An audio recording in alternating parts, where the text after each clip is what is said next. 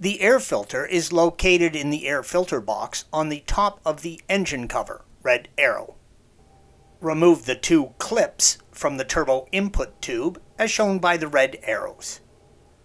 Separate the MAF wiring connector, red arrow, from the airbox housing. At the front left side of the engine compartment is the air intake. There are two T20 Torx screws holding this to the airbox cover, red arrow, one shown. Remove these. There are 4 rubber grommets under the airbox cover holding it in place. Grasp the lid by the 4 corners and wiggle and pull it up. Some of the grommets will come off with the airbox, red arrows, and some may stay on, yellow arrow.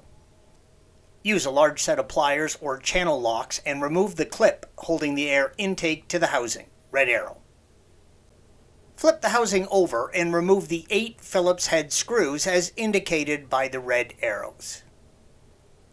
Separate the housings and remove the old filter, red arrow.